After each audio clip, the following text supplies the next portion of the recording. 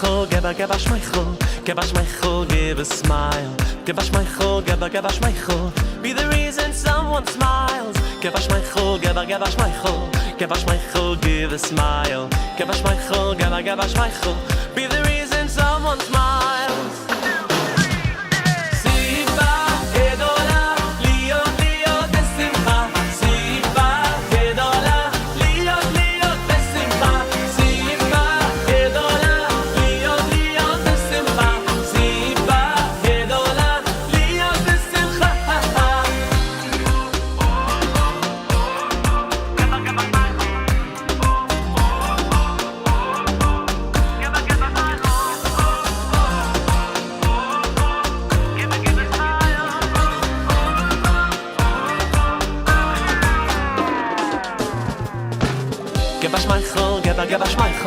Give a smile, give a smile. Give a smile, give a smile. Be the reason someone smile.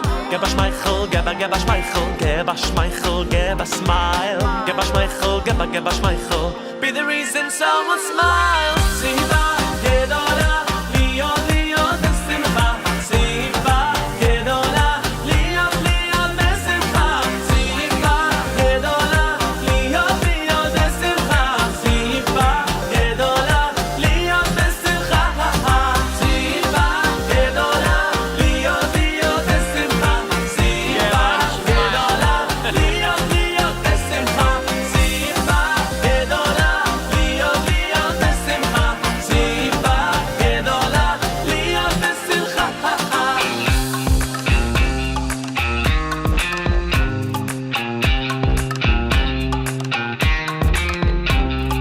Be the reason someone smiles. Be the reason someone smiles. Be the reason someone smiles. Be the reason someone smiles.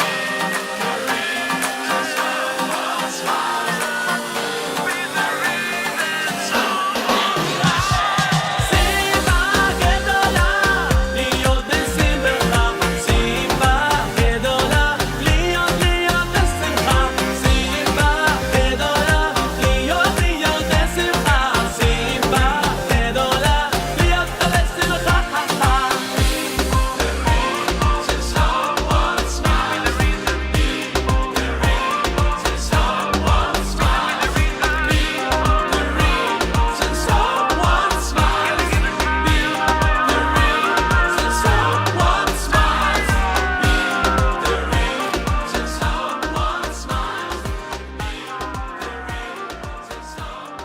smile.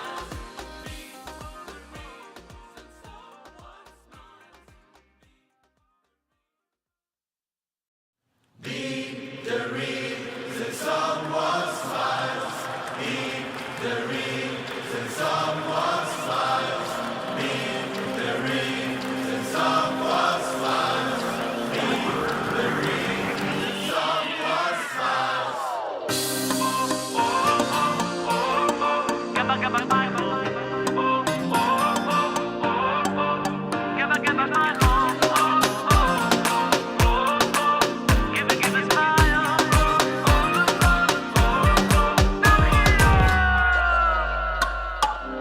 Give a smile, give a smile. Give a smile, give a smile. Give a smile, give a smile. Be the reason someone smiles. Give a smile, give a smile. Give a smile, give a smile. Give a smile, give a smile.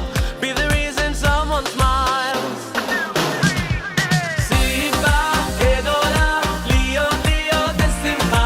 Siva gedola, lio lio besimcha.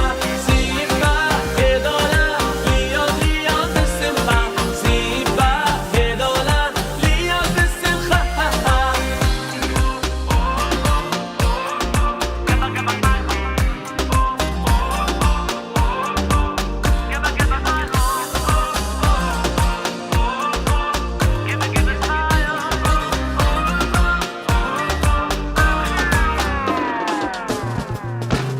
Give a smile, give a smile.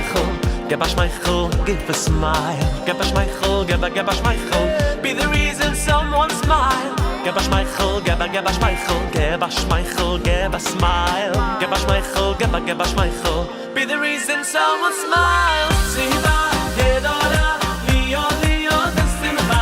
Siva, gedola, liyo, liyo, besimcha. Siva, gedola, liyo, liyo, besimcha. Siva, gedola, liyo, besimcha. Siva, gedola, liyo, liyo, besimcha. Siva, gedola, liyo, liyo, besimcha. Siva, gedola, liyo, liyo, besimcha. Siva, gedola, liyo, besimcha.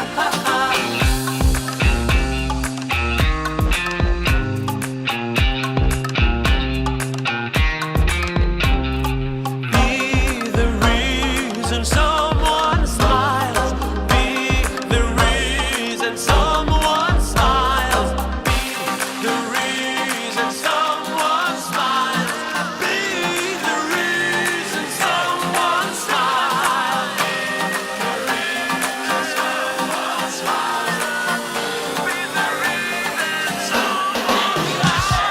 Siva gedola, liyo besimcha. Siva gedola, liyo liyo besimcha. Siva gedola, liyo liyo besimcha. Siva gedola, liyo besimcha. Someone smile. Be the reason someone smile. Be the reason someone smile. Be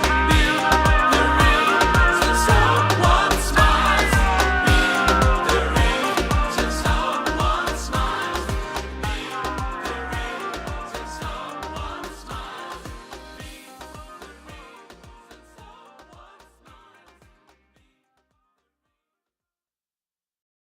Be the reason someone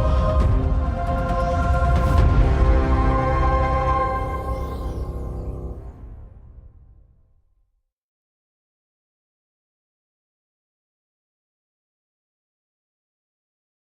Breakfast with Elli.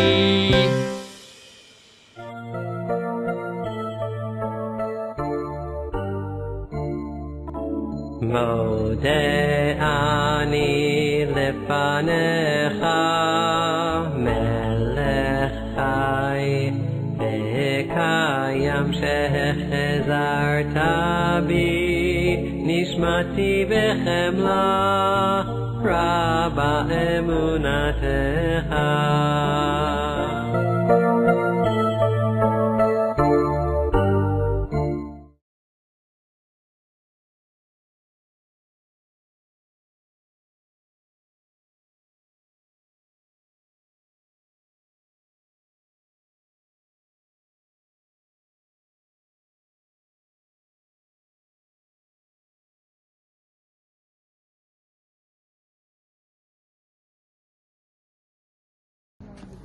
What's up, Am Yisrael? It's Arki. It's Erev Shabbos, right before Shabbat, and the truth is that normally on a Kabbalat Shabbat I'd be jumping and dancing and singing and bringing in Shabbat with so much simcha, and because of the missions that we have to do, we're probably not going to be able to daven this Friday night. So I have a request from you, Am Yisrael. Okay, you ready? I want you to rock the house this Kabbalat Shabbat. I won't be able to daven. So many of the soldiers aren't going to be able to daven. If you don't usually go to shul this Friday night, Kabbalat Shabbat, this is the week. If you don't usually sing in your shul, this is the week. If you don't usually dance, this is the week. Do it for us. We are not going to be singing and dancing, or at least I'm probably not going to be. I need you to do it for me. If you're a gabbai of a shul, pick the chazan who's going to rock the house. I want the buildings of the shuls shaking. We need to show the world they're not breaking us down. They're not breaking our simcha. They're not breaking our Shabbos. They're not breaking us in any way. And so, guys, it's up to you. I'm counting on you to literally change the world this Friday night. We are here to stay. We keep going, going. We are meant to be for eternity. Am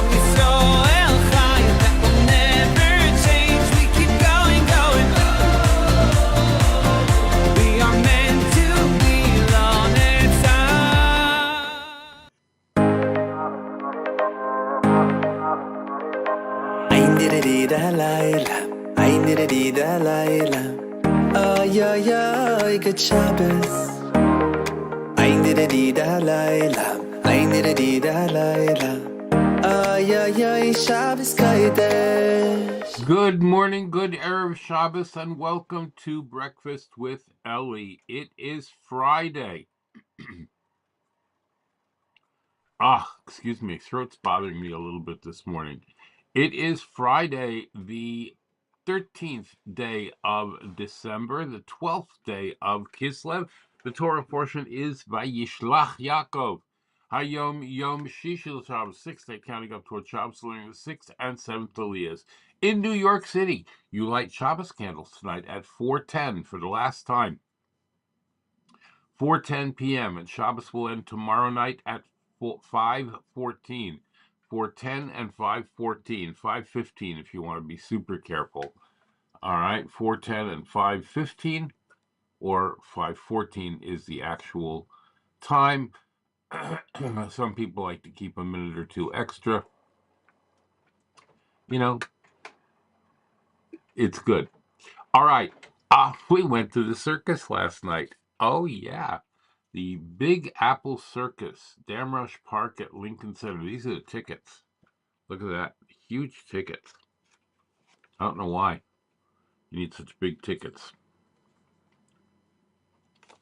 But we had premium ringside seats courtesy of Theater Extras. Theater Extras is wonderful because we got those tickets for $5 each. I know, through Theater Extras, theaterextras.com. Mention my name. It was pretty cool.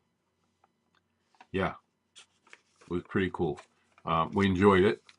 And I took a little video of one of my favorite rides, or one of my favorite performers. Give a look.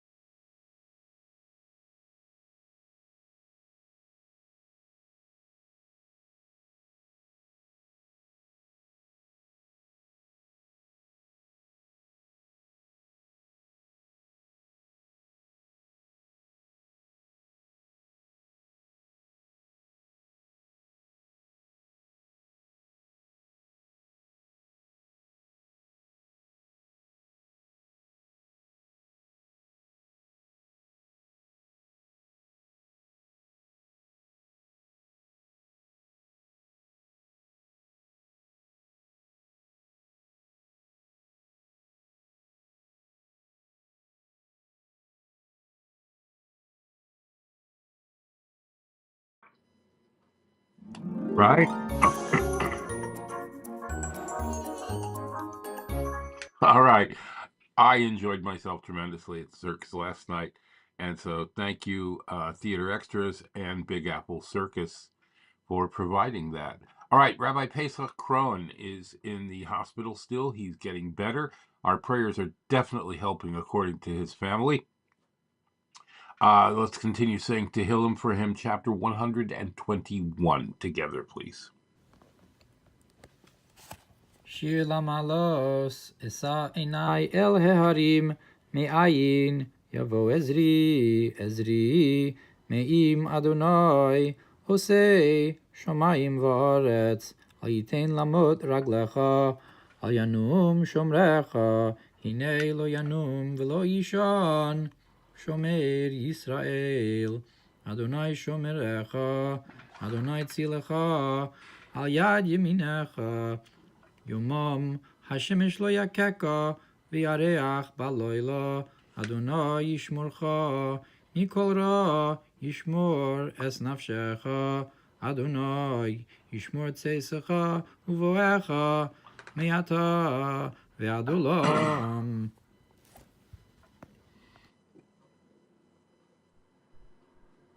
All right. Excellent.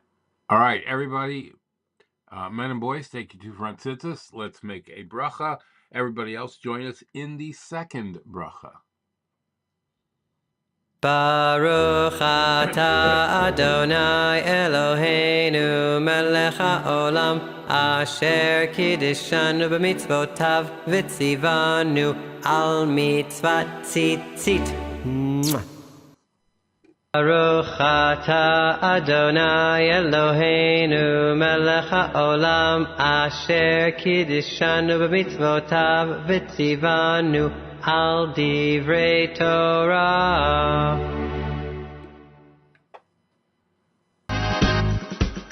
Hareini mekabel alai mitzvat aseh shel ve'ahavta l'reacha kamocha. I take upon myself every single day to love my fellow friend in a very special way. Torah, Torah, Torah, Torah, Torah, Torah, Torah, tziva lanu Moshe, Morasha kehilas Yaakov, Morasha kehilas Yaakov, Morasha kehilas Yaakov, Torah tziva lanu Moshe.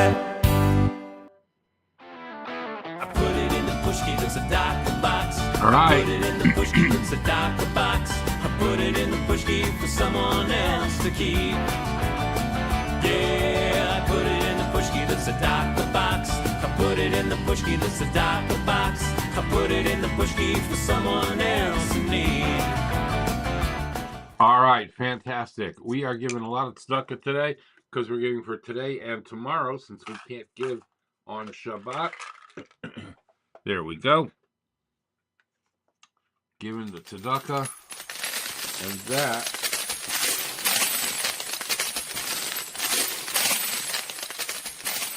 yep. All right, let's move this around over here, and that takes us to the saying of the Shema. Take your right hand, put it over your eyes. Shema Israel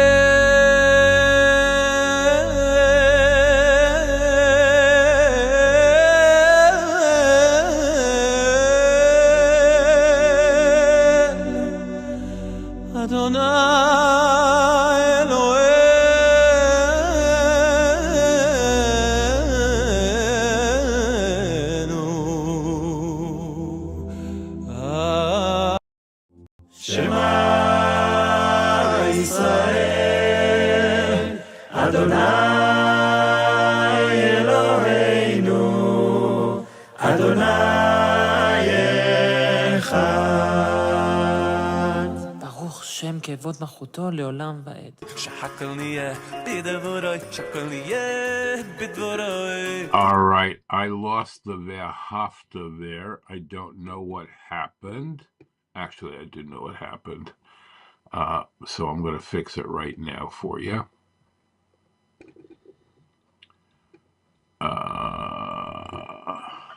Here we go. All right, you ready?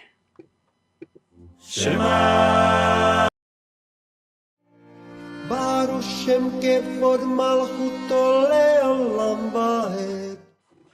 ואהבת את אדוני אלוהיך בכל לבבך ובכל נפשך ובכל מאודך, והיו הדברים האלה אשר אנוכי מצווך היום על לבבך, ושיננתם לבניך, ודיברת בם בשבתך בביתך, ובלכתך בדרך, ובשוכבך, ובקומך, וקשרתם לאות על ידך, והיו לטוטפות בין עיניך, וכתבתם על מזוזות ביתך ובשעריך.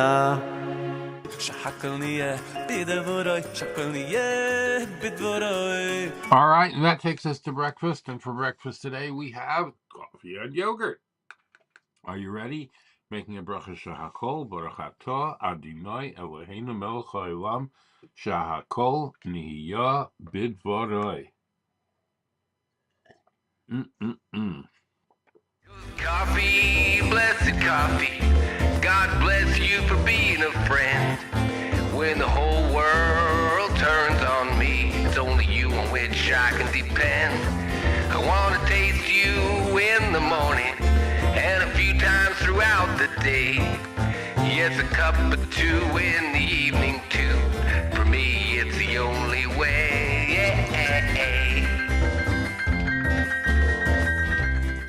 All right. Ah, wonderful. Okay, and that takes us to today in Jewish history.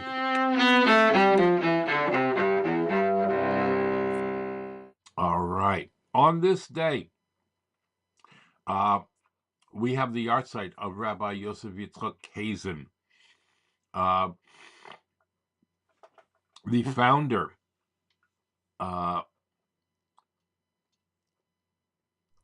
founder of the Jewish internet, called the father of the Jewish internet, Rabbi Kazin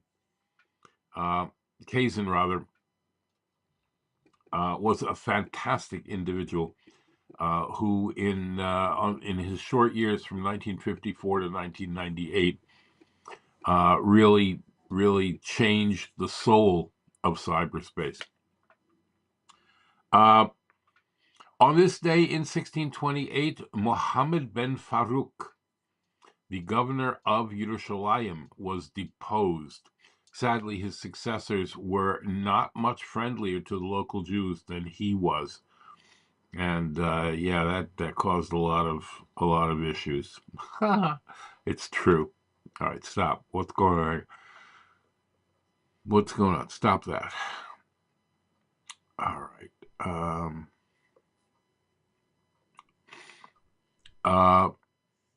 The Beis Ayin passed away on this day. Yeah. We've got a Shlomo Carlebach story about the Beis Ayin. Rav Avram Dov Arvitch, among the first of those to perish in a plague in Tzfas, which ended shortly after his passing in 1841. It is also the yahrzeit of the Arizal. The Marshal, Reb Shlomo Luria, an eminent scholar in the 16th century Poland, headed a yeshiva in Brisk and Lublin, and wrote many works, including Yam Shel Shlomo and Chachmas Shlomo. It is related that one night he sat down to study in the light of a small candle, and miraculously the candle never extinguished, allowing him to extend his studies late into the night. Allied troops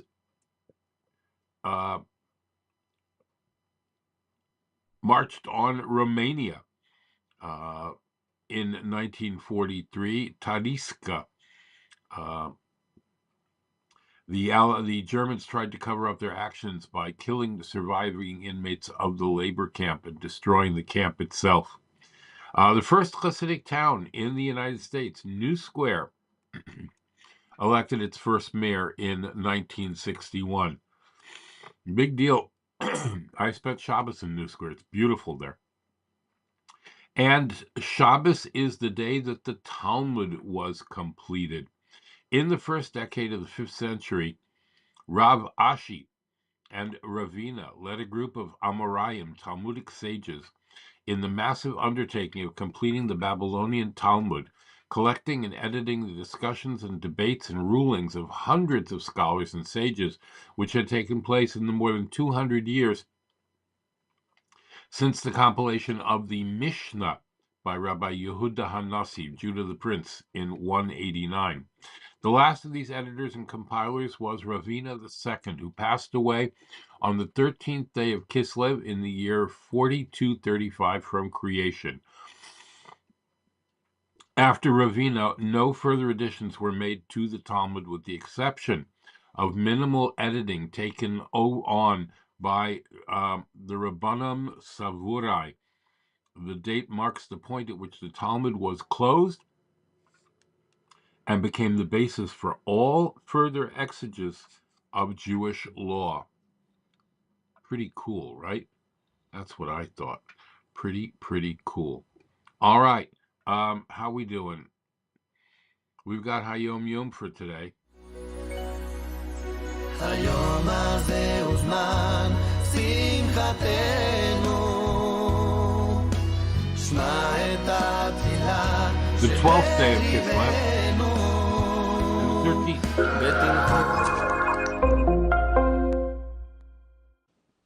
Today's HaYom opens with practical instructions about the bracha that the father of a bar mitzvah boy makes at the Torah when his son becomes bar mitzvah. The bracha is shepotrani, where essentially the father is saying, okay, thank you Hashem, from here in on, this young boy's, but young adults' responsibilities are now his own. I'm no longer on the hook for this boy. He's his own man. He's a bar mitzvah boy. So that bracha, says the HaYom, can be said. First of all, we don't mention Hashem's name in that bracha. Additionally, it can be said on Monday, Thursday, Rosh Chodesh, apparently any day that we read the Torah, not necessarily doesn't have to be on Shabbat. Okay.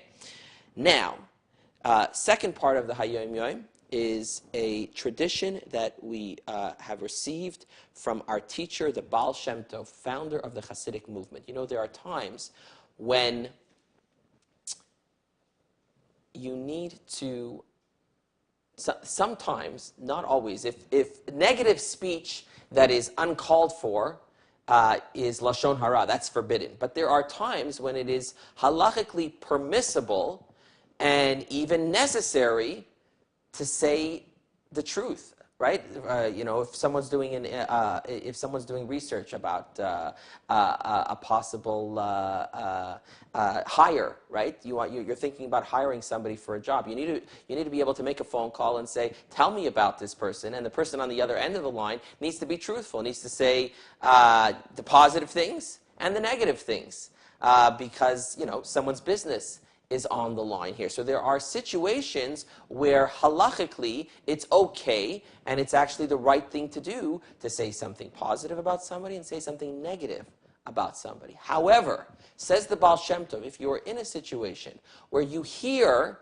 something negative about another person, even if it's a proper halachic kosher conversation, says the Baal Shem Tov, whenever you hear something negative about somebody, it should not be, it's a reason to be it's a reason to be, that's not something that you do, God forbid, with glee. On the contrary, you got to be upset when you hear something negative about another person. For one of two reasons, says the Baal Shem Tov.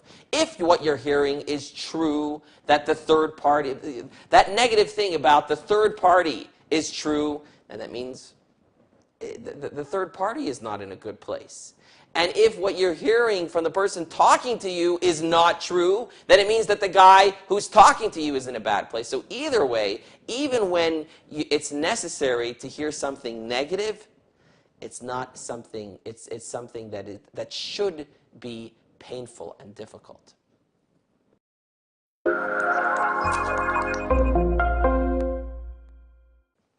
Studying Hasidic teachings is a transformative thing. It literally changes who you are.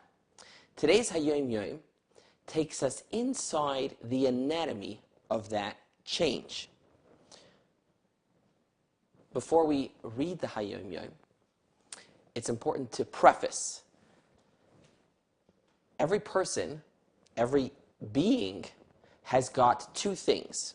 What Hasidus terms the mitzius, the mitziut, the existence, and the mahut, the essence. So there's existence and there's essence. For example, my existence is 5.5 feet tall. I have brown hair, blue eyes.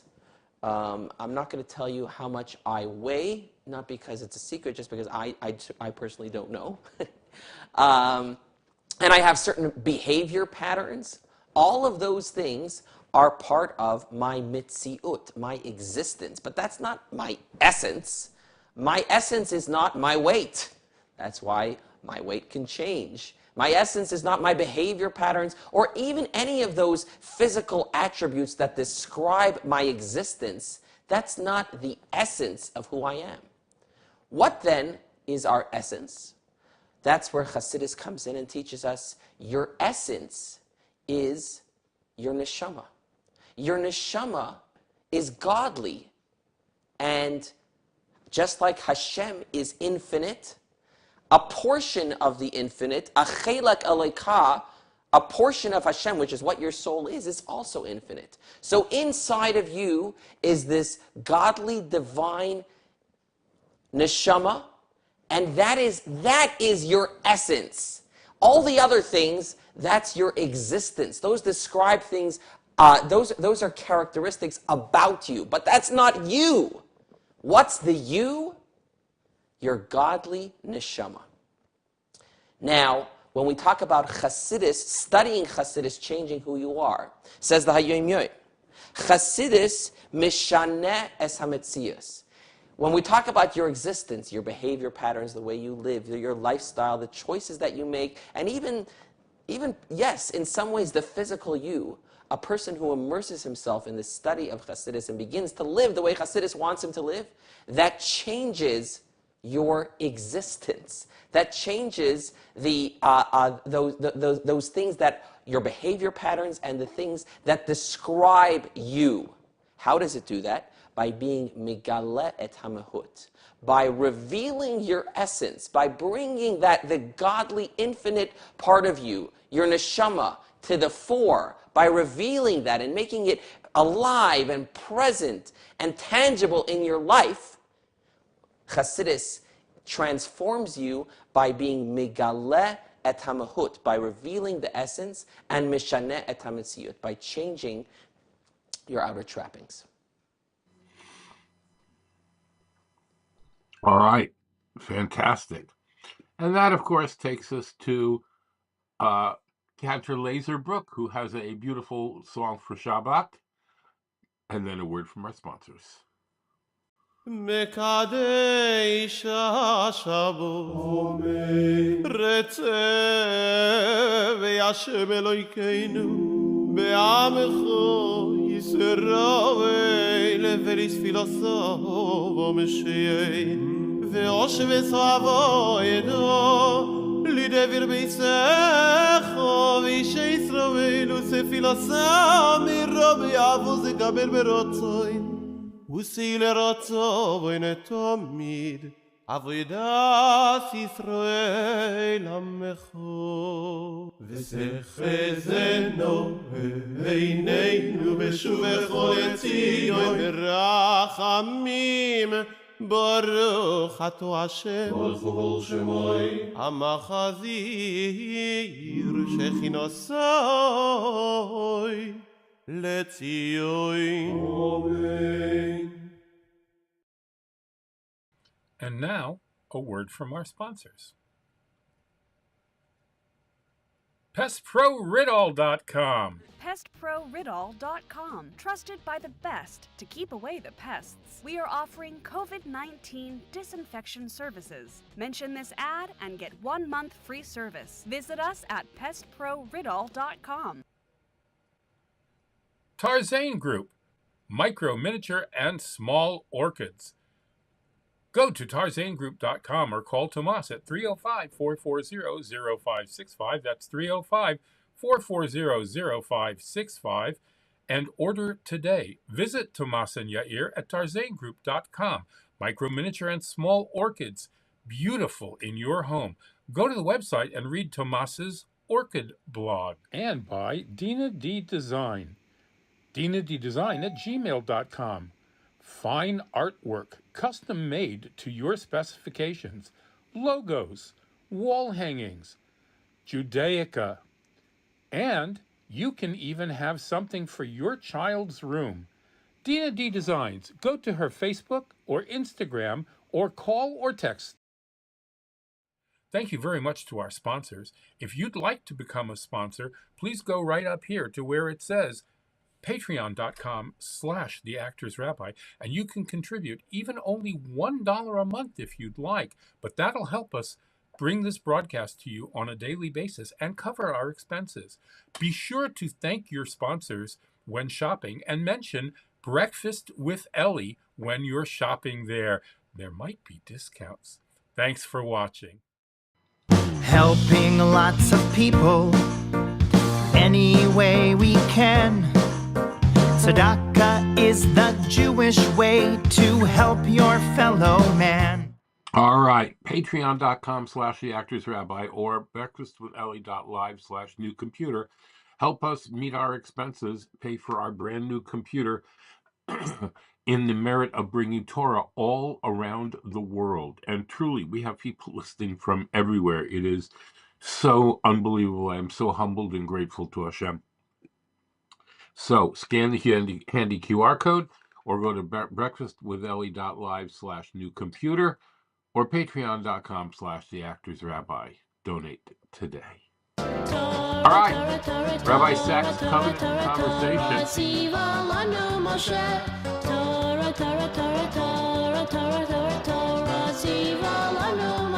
All right, we are continuing. We did part 1 yesterday, and we will do part 2 right now. And if that is true of physical courage, it is no less true of moral and spiritual courage. Not, asked Jacob, sometimes the greatest have the least self-confidence, because they know how immense is the responsibility and how small they feel in relation to it. Courage doesn't mean having no fear. It means having fear, but overcoming it. And if that is true of physical courage, it is no less true of moral and spiritual courage. Marianne Williamson's remarks on the subject have become justly famous. She wrote, "Our deepest fear is not that we are inadequate. Our deepest fear is that we are powerful beyond measure. It's our light, not our darkness, that most frightens us. We ask ourselves, who am I to be brilliant, gorgeous, talented, fabulous? Actually, who are you not to be? You are a child of God. Your playing small doesn't serve the world. There is nothing enlightened about shrinking so that other people won't feel insecure about you. We are all meant to shine, as children do. We were born to make manifest the glory of God that is within us. It's not just in some of us, it's in everyone. And as we let our own light shine, we unconsciously give other people, permission to do the same. As we are liberated from our own fear, our presence automatically liberates others. Well, that was Marianne Williamson. Of course, Shakespeare said it best. Be not afraid of greatness. Some are born great, some achieve greatness, and some have greatness thrust upon them. I sometimes feel that consciously or subconsciously, some people take flight from Judaism for this very reason. Who are we to be God's witnesses to the world, a light to the nations, a role model for others? If even spiritual giants like Jacob, Moses, and Jonah sought to flee, how much more so you and me? This fear of unworthiness is one that surely most of us have had at one time or another. The reason that it's wrong isn't that it's untrue, but that it's irrelevant. Of course we feel inadequate to a great task before we undertake it. It's having the courage to undertake it that makes us great. Leaders grow by leading. Writers grow by writing. Teachers grow by teaching. It's only by overcoming our sense of inadequacy that we throw ourselves into the task and feel ourselves lifted and enlarged by so doing. In the title of a well-known book, we must feel the fear and do it anyway. Be not afraid of greatness. That's why God wrestled with Jacob, Moses, and Jonah and wouldn't let them escape. We may not be born great, but by being born or converting to become a Jew, we have greatness thrust upon us. And as Marianne Williamson rightly said, by liberating ourselves from fear, we help liberate others. That's what we as Jews are meant to do, to have the courage to be different, to challenge the idols of the age, to be true to our faith while seeking to be a blessing to others regardless of their faith. For we are all children of the man who was given the name of one who wrestles with God and with men and prevails. Ours isn't an easy task, but what worthwhile mission ever was. We are as great as the challenges we have the courage to undertake. And if at times we feel like running away, we shouldn't feel bad about it.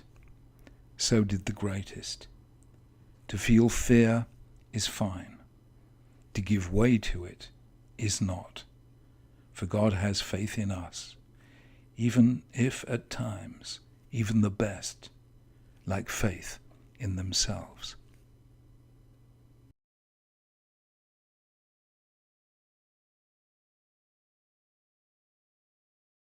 Thank you, Rabbi Sachs. Wow.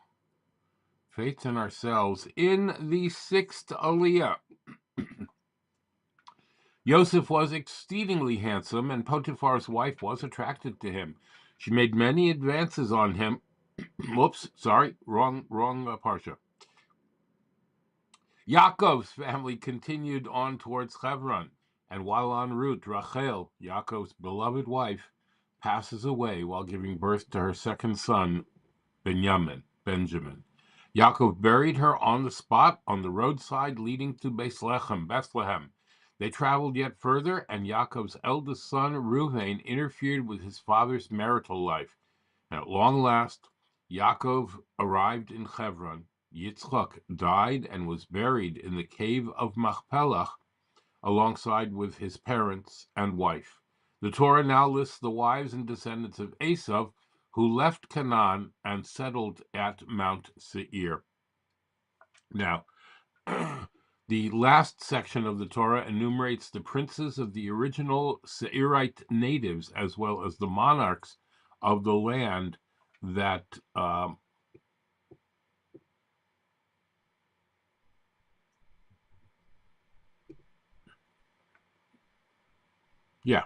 monarch of the land that descended from Esav. And we will now go to Rabbi Avtzin for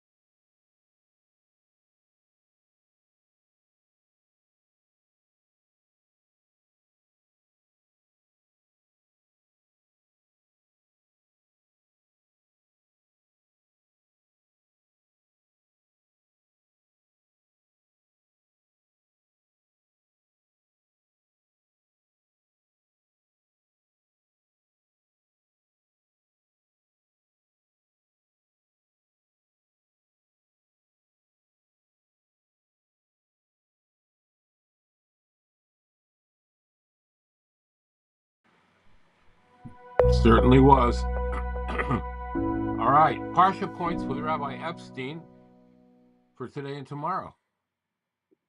Parsha points Vayishlach Friday. Today's reading includes the source of the precept that our patriarchs were God's chariot, completely devoid of any personal identity, exclusively the tool in the hand of the Creator.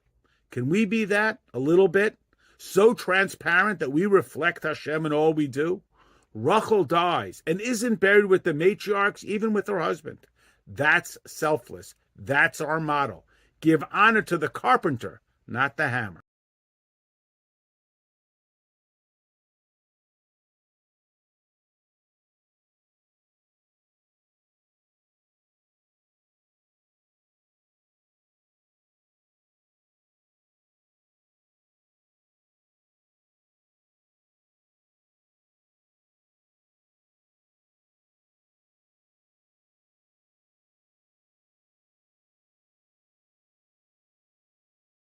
Parsha points Vayishlach Shabbos. Why do I have to know all of Esav's progeny? Who cares?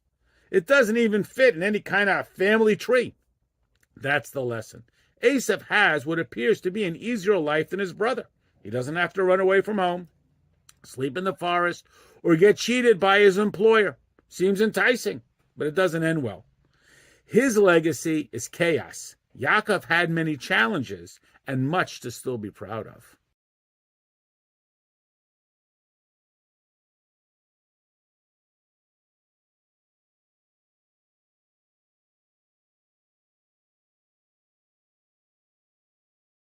Every day we're faced with challenges to make the right decisions and to do the right thing, and these challenges feel so real and they're so difficult that it's worthwhile every once in a while to take a step back and realize that it's all a game. We see this when Yaakov is fighting with the angel of Esav, which we know was the Yetzer Hara, the evil inclination. And when Yaakov finally wins the fight, the angel says, "It's time for me to go sing in the heavenly choir." And the Gemara Chulin explains that the angel was saying, only now I've accomplished and now I can go sing in heaven. What did the angel accomplish? It just lost a fight. How can you call that an accomplishment? Reb Chaim Brisker explains that we have to realize what is the objective of the Yetzer Hara, of the evil inclination. It's there just to give us a temptation with the objective that we should overcome it despite the challenge in front of us.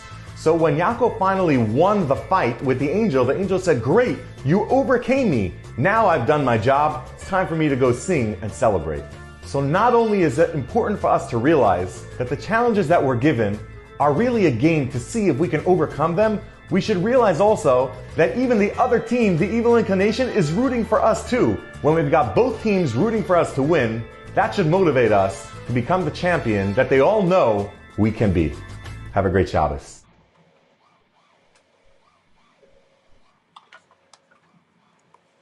I love his stuff. It's really informative, and he does it in a great way. All right. What didn't we do? We didn't do Chabad of Iceland. How do we know that a bar mitzvah is at age 13?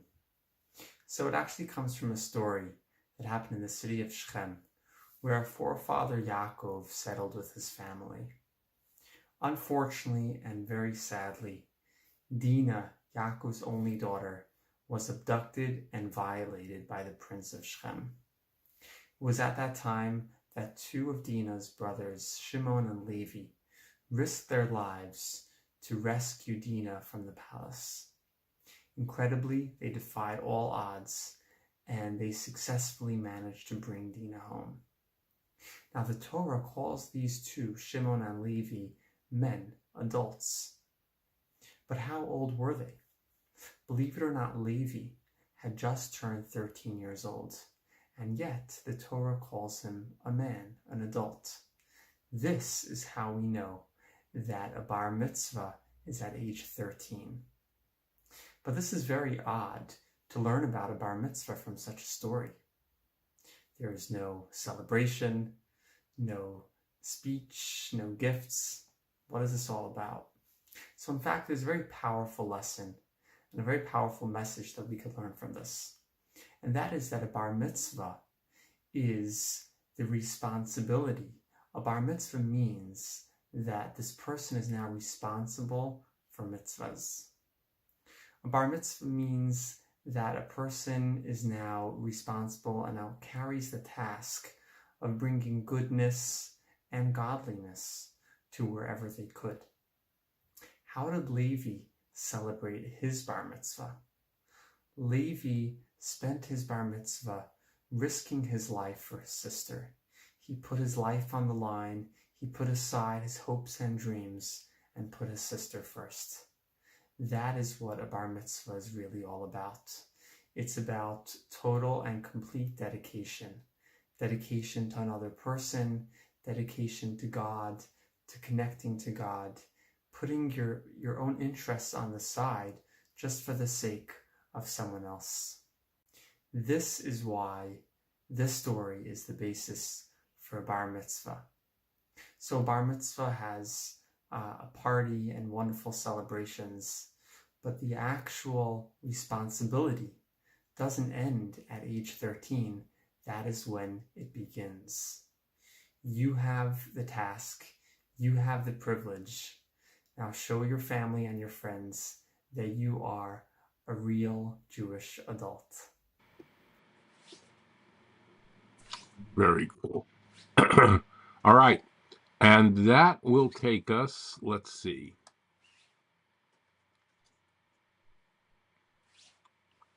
That will take us to, what do we have time for today?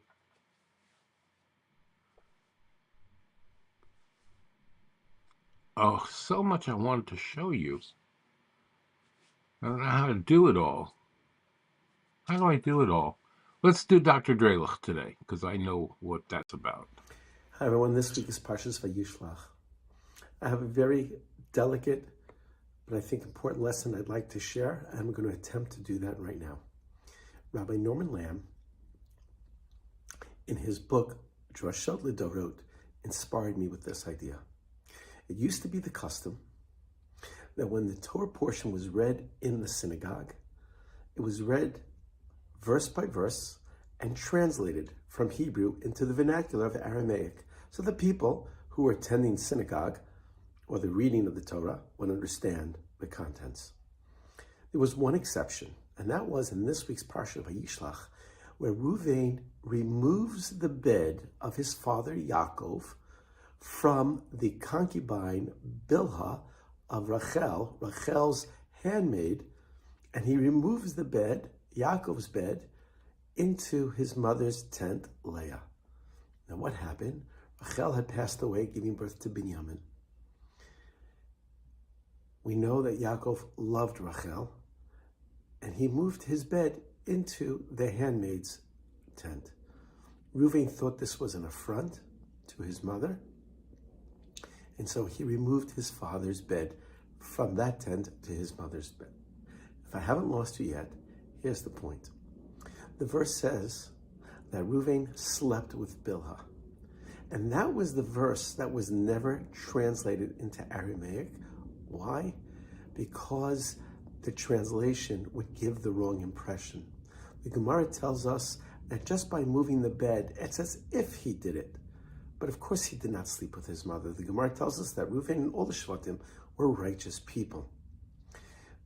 The reason that I'm bringing this point up, which is very sensitive, is that Torah tells us not to lie, but it also tells us we don't have to give all the facts.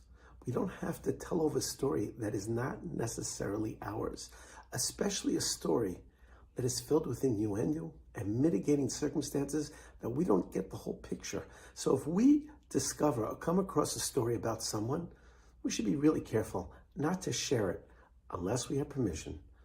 But even if we think we know the whole story, it may not be our story to tell over. Matter of fact, it's probably not. But I want to take the inverse as well. And that is about not being conceited and bragging and talking too much about yourself. True story. I'm in school and I'm walking through what's called the annex towards another hallway. And there's a student who sees that I'm coming and it's going to ask. He'll have to wait about 10 seconds till I get there. And the boy held the door for me, and I said, it was so nice of you to hold the door for me and wait for me. What's your name? And he said to me, I'll tell you under one condition. Please don't tell anybody that I did this. I don't want any recognition for it. I said, I really want to know your name. And I said, that's precisely how we are to walk in God's ways with modesty. And that's what we learn from this story. That the Torah, even though the Torah has to tell us that Reuven did this act, we don't have to put it all out there to, God forbid, give the wrong impression of a holy tzaddik Reuven. If you like what you hear, please pass it on. Shabbat shalom. All right. And that takes us to Tehillim.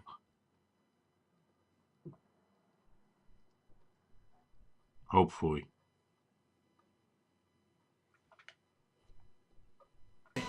There we go.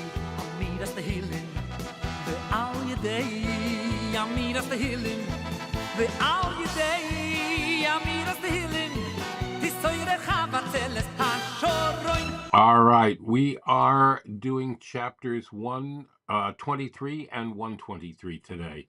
Are you ready? מזמור לדוד, אדוני רואי, לא אחסר, בינוס תשע, ירביצני, על מי מנוחוס ינהלני, נפשי שובב, ינחני ומעגלי צדק, למען שמו, גם כי לך בגץ על מובס, לא ירא, כי אתה עמדי, שבטך ומשענתך, המה ינחמוני, תערוך לפניי שולחן נגד צורריי, תשענת בשמן ראשי, כוסי רוויה, אך טוב וחסד ירדפוני, כל ימי חיי ושבתי בביס אדוני לאורך ימים.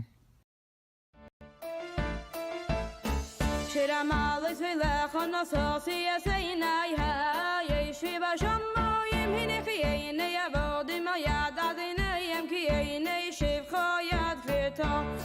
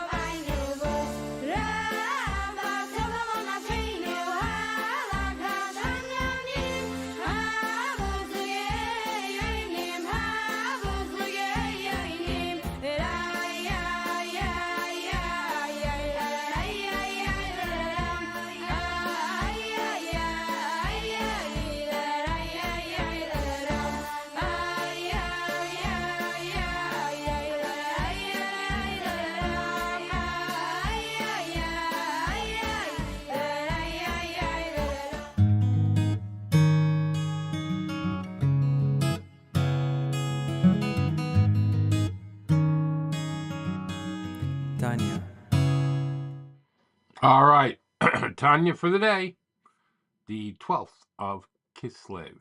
Tanya thoughts for the 12th of Kislev. The Garden of Eden had two primary trees. The tree of good and evil mixed together, where the good had to be extracted from the evil at the potential peril of the extractor, and the tree of life, where good and infinity are obvious. Most of life is in the mix, a search and rescue mission to find the Kedusha in the schmutz. That's why we spend hours in debate over who owns a disputed item, because deep down in that law lies the infinity of Hashem. Search and you will find. Let's talk Tanya for the 12th of Kislev of a leap year. Today we conclude this lengthy chapter, which we started a little while ago, a highly Kabbalistical chapter.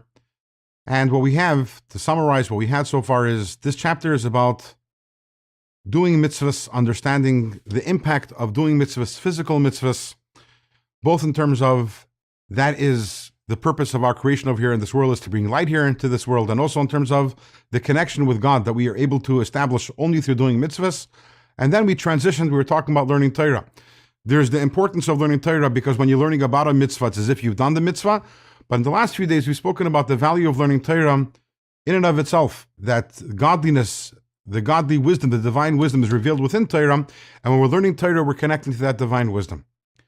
But we are people over here in physical bodies. So therefore, when we study the Torah over here in this physical world, and when we connect to the godliness within the Torah, we're not only connecting ourselves to God, but also the physical world that we're in. And that also is another way of doing what is known as birur hanitzotzes, elevating the sparks over here in this world, is to learning Torah, and then that connection with God is created over here in this world, elevating and sanctifying this world, and thereby creating a home for God in this world, which is why there was such emphasis always placed on the study of Torah.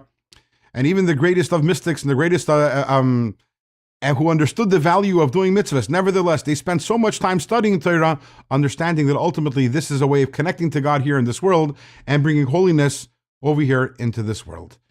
With that, we conclude this chapter, and tomorrow we begin another chapter, and tomorrow's chapter will be on the topic of the value of studying Torah, but specifically of studying the mitzvahs shleisasa, the negative mitzvahs, studying about those things that we are not allowed to do.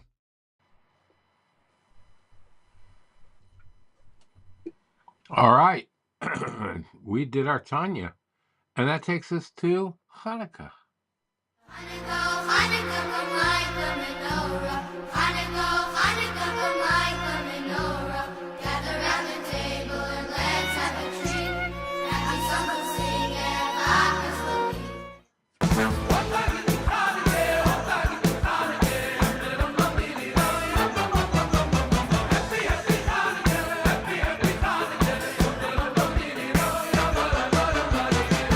All right, we are on video 7 of Fire Up My Hanukkah.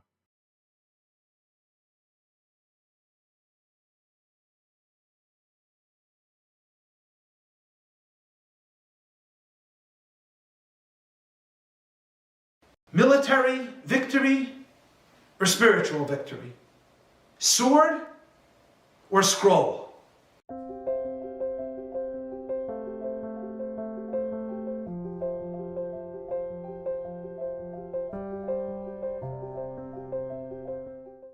There's a fascinating dispute in the Talmud about how to kindle the lights of the menorah. The school of Shammai says, on the first night of Hanukkah, kindle 8 lights. And then every night, you decrease 1 flame. 7, 6, the last night, you're down to 1. The school of Hillel says the opposite. On the first night, we kindle 1 flame. The next night, we increase 2. So the 8th night, we have 8 flames. What is at stake? What is the rationale behind their argument? They both agreed that on Hanukkah there was a military victory and a spiritual victory. The question is, what is the main celebration? The school of Shammai felt the main celebration is that we overcame an invading force from without. So the Assyrians tried to destroy Jewish life physically, and as the war went on, the Maccabees were victorious, and so we decrease the candles, symbolic of the enemy that was being wiped away. That is the Shammai perspective. Hillel says the main victory was the spiritual victory. The Hellenist faction within the Jewish camp was very strong, because after hundreds of years of pressure and then brutal oppression, many Jews abandoned their faith and tradition. They threw in the talit. And so when the Maccabees first rose, many Jews did not participate. But as the Maccabees were victorious, Jewish people started to re-embrace their faith and tradition and joined the Maccabees. They joined the spiritual battle. And because of that, Hillel says every night we increase, because there was an increase in spiritual commitment and identification. Military victory or spiritual victory? Sword or scroll? Light or might? Rarely in history does history itself give the answer to a dispute. 200 years after the story of Hanukkah, the temple was destroyed by the Romans, and Jews were exiled for close to 2,000 years. So the physical miracle of the holiday was swept away. But what lasted was the spiritual, was the light of the menorah, was the moral and spiritual teaching of what the menorah represented. And so that is the tale that we listen to as we light the candles of the menorah. That empires and civilizations built on power and oppression and on wealth never last. But civilizations that kindle love and light and godliness in the heart and mind, those last across time. Happy Hanukkah.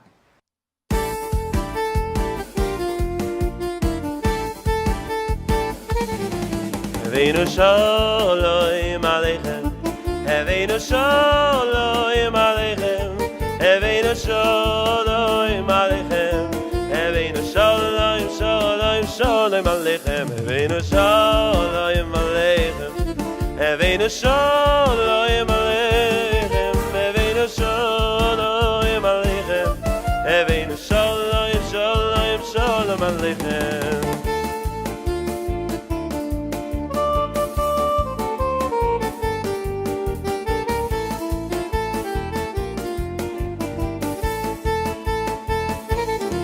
Havenu shalom aleichem, Havenu shalom aleichem, Havenu shalom aleichem, Havenu shalom, shalom, shalom aleichem.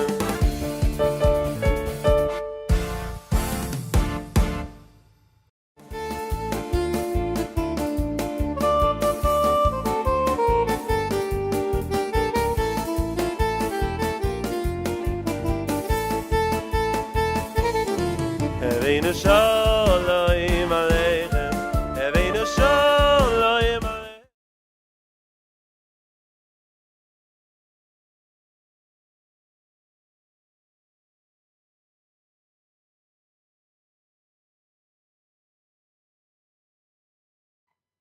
No, it's not impossible that Ebed did say, just study down by me each and every day. I'll never miss. Baruch Hashem, today is day number 262 of our daily study of Rambam Sefer Mitzvahs. And Mazel Tov, we are finishing today not only Hilchos Reitzeach U'Shmiras HaNefesh, the laws of murder and protection from bodily harm, chapters 11, 12, 13, which finishes that section of halachas in the 3 chapters, a day study track of Mishnah Torah. But in addition, we are finishing the entire Sefer Nezikin, the book of damages. And that is the 11th book out of 14 books of Mishnah Torah. We have 3 more volumes left. We have Kinyan, Mishpatim, Shoftim, and then we will be finishing the entire Mishnah Torah for those who are learning 3 chapters a day of Mishnah Torah, and for those who are learning Sefer HaMitzvahs, as we are right now, we'll have learned all 613 commandments.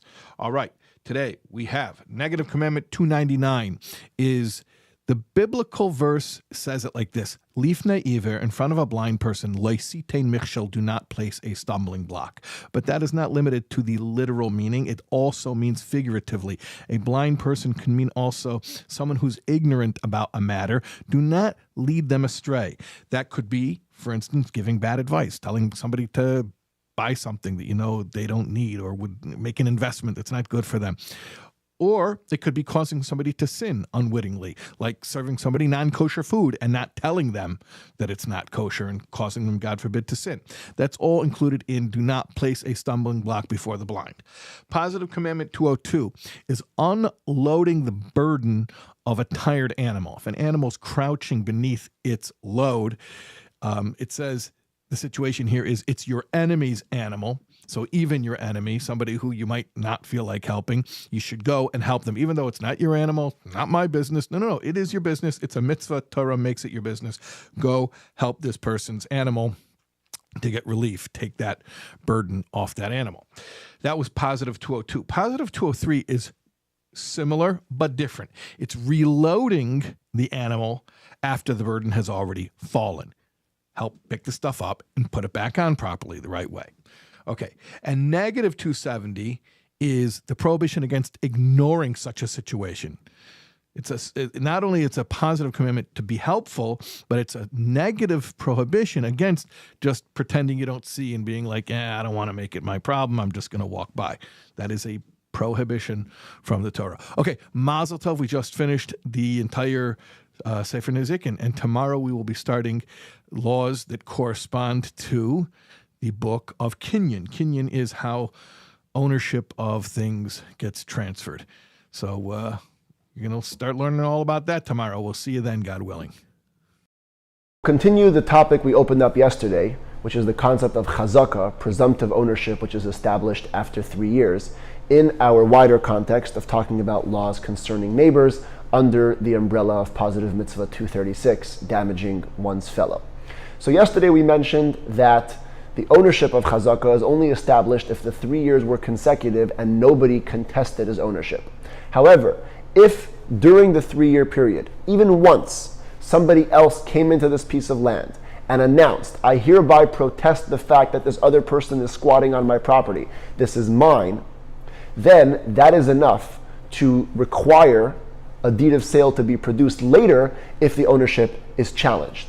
However, if, since the protest, 3 more years pass and the person is still squatting and nobody has contested it, the chazakah goes back into effect and now the person in the land is presumed to be the owner. Baruch Hashem, it is day number 263 of our daily study of Rambam Sefer Mitzvahs, and in the 3 chapters a day study track of Mishnah Torah, which our study of Sefer Mitzvahs follows along with, we are starting a new book from the 14 books of Mishnah Torah. We're starting Sefer Kinyan. Kinyan means acquisition, and the theme of this book is all about how ownership is transferred from one person to another. So, here we go.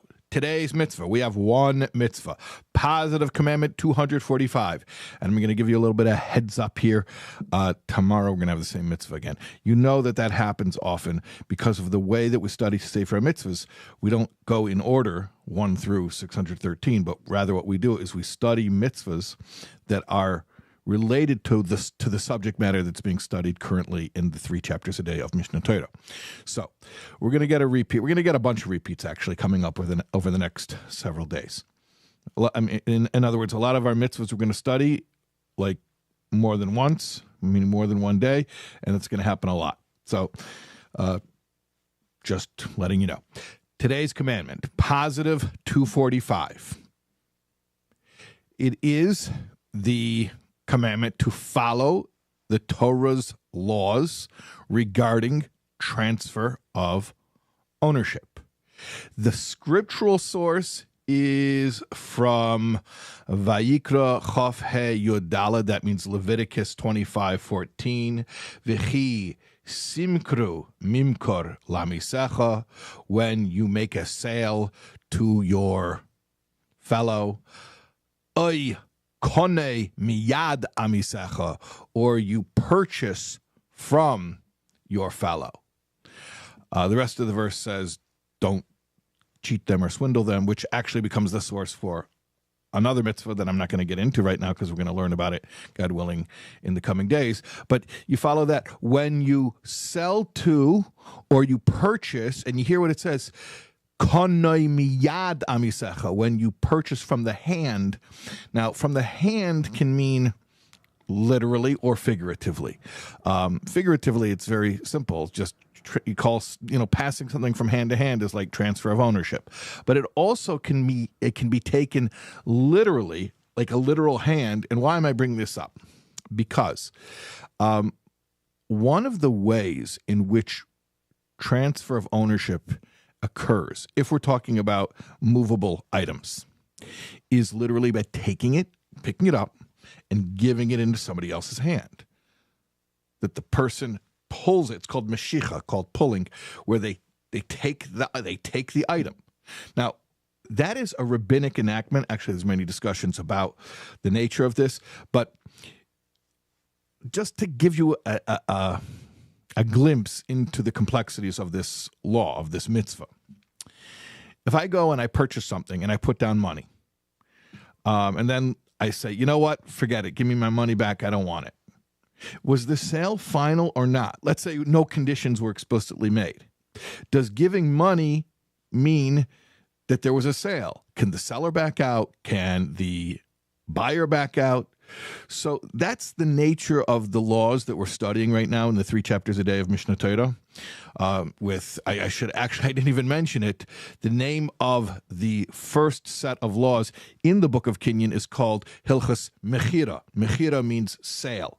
And there are a lot of different ways that ownership can transfer from one person to another, not just sale. It could be a gift. It could be an inheritance. In fact, those are upcoming sections in the book of Kinyan. At any rate, so transferring ownership, is it enough just to pay somebody? Is it a sale if I give them the money? Or does it actually have to be placed in my hand? So that's what this mitzvah is all about. By the way, rabbinically, we say that the person has to actually make acquisition by taking it, if it's a movable item. And there are other ways as well, and I'm not getting into all of the explanations about this mitzvah. I just want to give you a sense of what this mitzvah is describing. And like I said, God willing, we're going to have the repeat tomorrow. We'll talk more about it then. We'll see you then, God willing, tomorrow. Today, those studying 3 chapters a day of Mishnah Torah begin a new set of laws called Hilchos Shluchin V'Shutfin, the laws of agents and partners. And like the last 2 sets of laws, they again have no specific mitzvahs dedicated to them. And so we're going to discuss these laws in the wider context of Positive Mitzvah 245, the commandment to obey the Torah's guidelines when it comes to transactions. As a fundamental rule in the Torah, a person is entitled to appoint an agent to act on his behalf. Specifically, we're talking in the area of business, and so if I appoint my fellow to be my shliach, to be my agent, and conduct a transaction for me, it is considered in the Torah's viewpoint that I myself performed the act, and everything done by the shliach is valid. And now we go to matters of Mashiach, because that's equally important.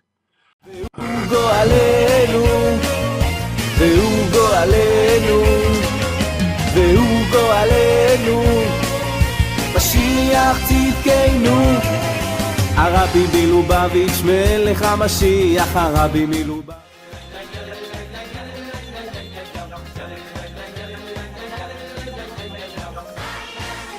There is no one as wise as one who learns from experience.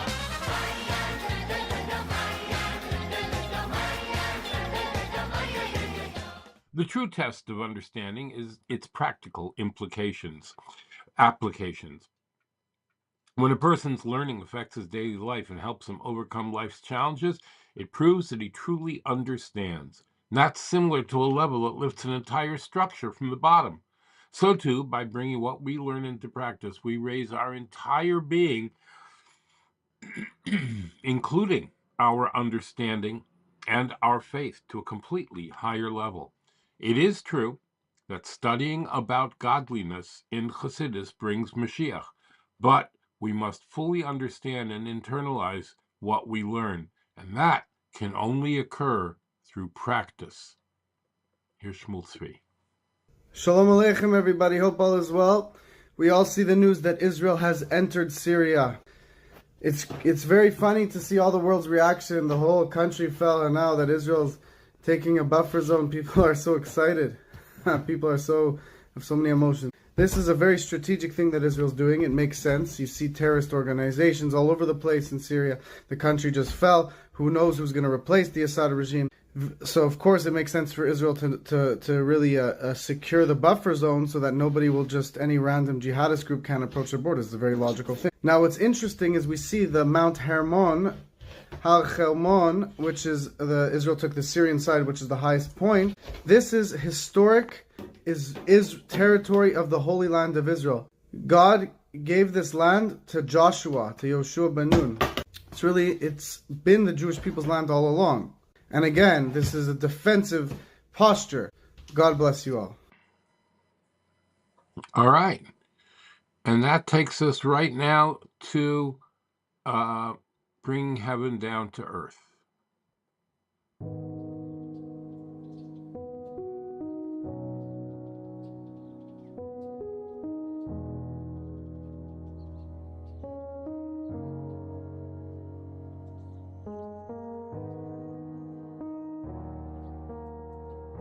All right.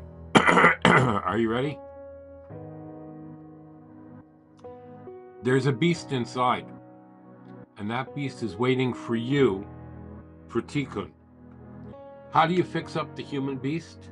Well, first with prayer, then with food, and then ultimately by doing business. You need to start with meditation and prayer. Yeah, because the beast inside needs to experience not only wonder, but even love for Hashem. The problem is, in prayer and meditation, you haven't met the beast on its own ground. More tomorrow, or Sunday, should I say. You want to discuss this? Come to me, any of the Actors Rabbis groups at Blue Sky, Clubhouse, Facebook, Instagram, LinkedIn, Telegram, Twitter, WhatsApp, YouTube, or theactorsrabbi.com, where you can sign our mailing list and sign up for life coaching services should you need them. Look at all those people wanting to talk for 2 minutes. A terrible new feature on Clubhouse. All right, let's make an after bracha. Baruch atah Adonai Eloheinu melech haolam borei nefashos rabos v'chesronan al kol ma shebarasa lachayos bohem nefesh kol chai baruch chei haolamim.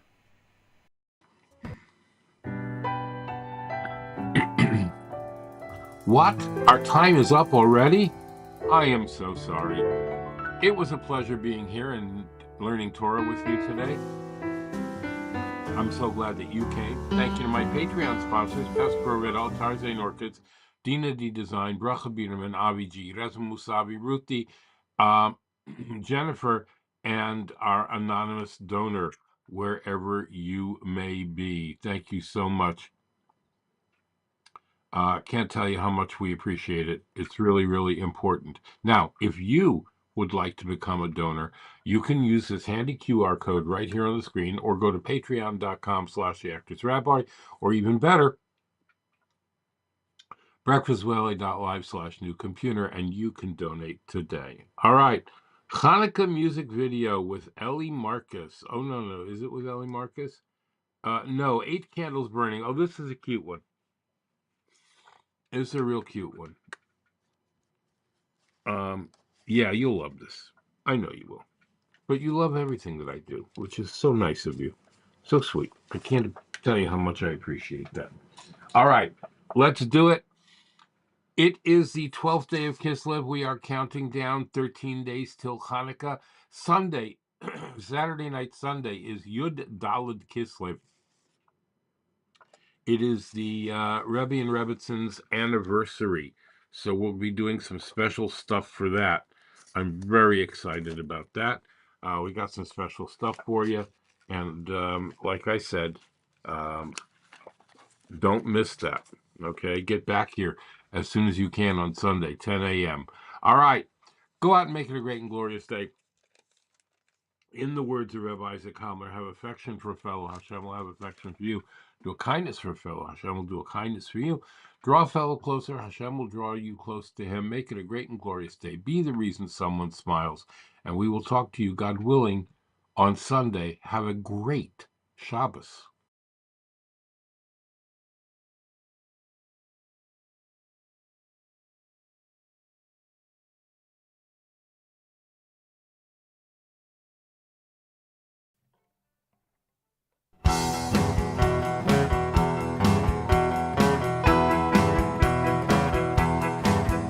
I was driving down the highway and the car in front of me had an 8-foot wide menorah lit for all the world to see. 4 young guys in black hats and beards, what a sight. They asked me, "Are you Jewish?" when we pulled up to the light. 8 candles burning, dreidels turning, Hanukkah, the miracle of lights. I asked them, "Where do you all come from? Never saw you in my city." They said, "Don't worry, sir, we're on a mission from the Rebbe." They handed me some candles and showed me what to do. Well, sure, okay, why not? I'll try something new. 8 candles burning, dreidels turning, Hanukkah, the miracle of lights. They said our job is never finished 'cause we've got so much to do. So take this here menorah and be a shliach too. If you want to help us turn darkness into light, then add another candle each and every night. 8 candles burning, dreidels turning, Hanukkah, the miracle of light. Now my menorah's in the window, it's lighting up the snow. The whole family's together, we got latkes frying slow. It's been years since those rabbis made it through our town, but I always remember and I'll never let them down. 8 candles burning, dreidels turning, Hanukkah, the miracle of lights. 8 candles burning, dreidels turning, Hanukkah, the miracle of lights.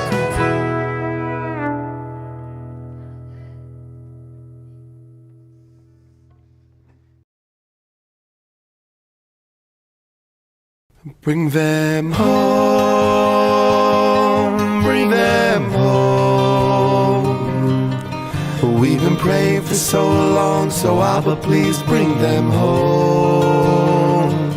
Bring them home, please bring them home. We've been praying for so long, so Abba, please bring them home. We're coming home, we're almost home.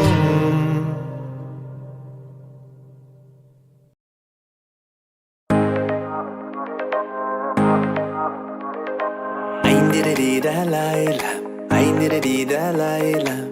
Ay ay ay, good Shabbos. Ein dida Laila, ein dida Laila.